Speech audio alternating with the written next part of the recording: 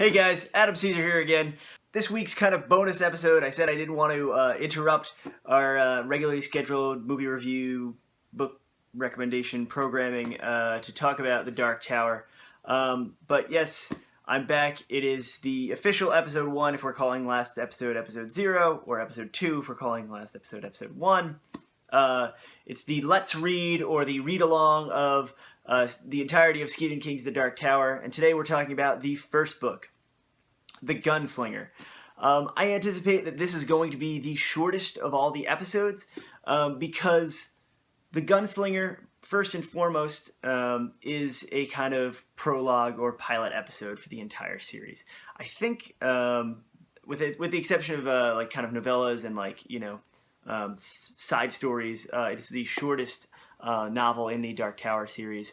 It is also the one, as I mentioned in the last video, if you didn't watch that, to see why I'm doing this, to see the impetus behind all these videos, you can check out the last video, the first one, where I talk a little bit about my history reading King, and my history enjoying King, and my history not reading The Dark Tower, which I'm doing right now.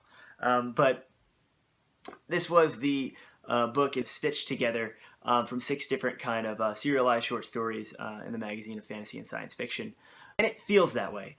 I know that it says right here on the cover that there's been a bunch of different kind of revised and expanded versions of The Gunslinger, but I'm guessing that none of those versions of it really read like a novel, because it is kind of very episodic.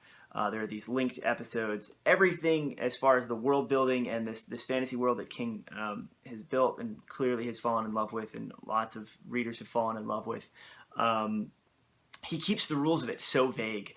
So much so that I actually just started reading book 2 to kind of get a little ahead of the video series, since I want to do one a month. In the beginning of The Drawing of 3, which is the second book, thanks Steve for the confusing titles, The Drawing of 3 begins with basically like a previously on the Dark Tower write-up that makes everything that's in The Gunslinger that is kind of trippy and philosophical and doesn't and metaphorical, and doesn't seem like it's 100% concrete while you're reading it. It makes everything so much more concrete. King basically just says, this is Roland, this is what happened in the last book that you read, here are the important parts, here are the characters that he met, here are the characters from his past, because there's one chapter in here, one section that is a flashback to young Roland before his world kind of goes to hell, and the kingdom that he lives in, and the kind of weird rites of passages they have there. So everything gets boiled down in that second book, and from what little I've read of the second book, everything is just more concrete. And I really like The Gunslinger. I should get that out of the way right now. When I mentioned I was doing this, I said it on Twitter, I said it on Facebook. I got some comments from people who were like, "Oh, you just have to get through The Gunslinger. You just have to get through the first book." I don't feel that way at all, having read The Gunslinger now like 1.5 times, because I've started over. I wanted to make sure I knew what the hell I was talking about. And again, it is like kind of very philosophical, very not a whole lot happening, but a whole lot of like luxuriating in language, almost to the point where I feel like King is a little bit embarrassed of his younger self, of like the kind of loftiness which his younger self was writing about this story, and kind of cleans it up maybe in the later books from what I've seen.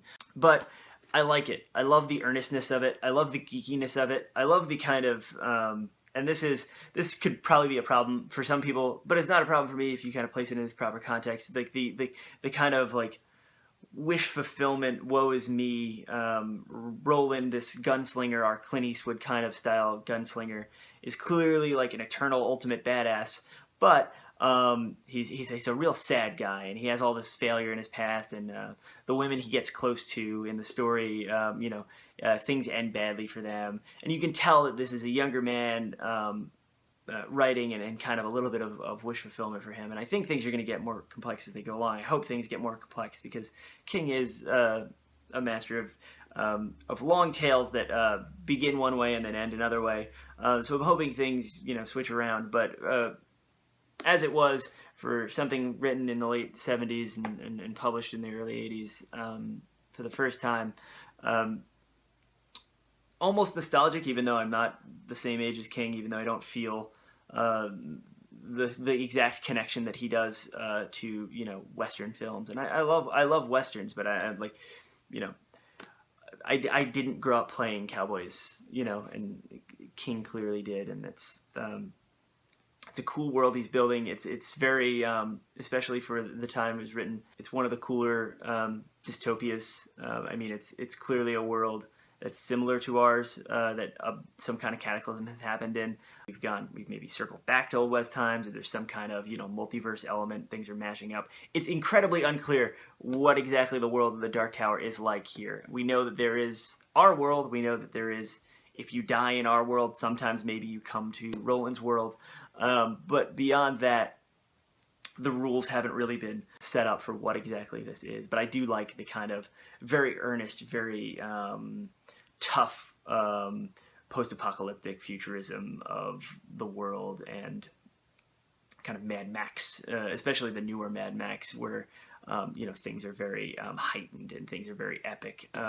That's what the Dark Tower reminds me of. But more than anything else, and because I said I wanted to do a movie recommendation, each one of these books, the first week's was The Good, the Bad, and the Ugly, or A Fistful of Dollars. I can't remember which one he said, which Leone he said inspired this book. But Alejandro Jodorowsky's El Topo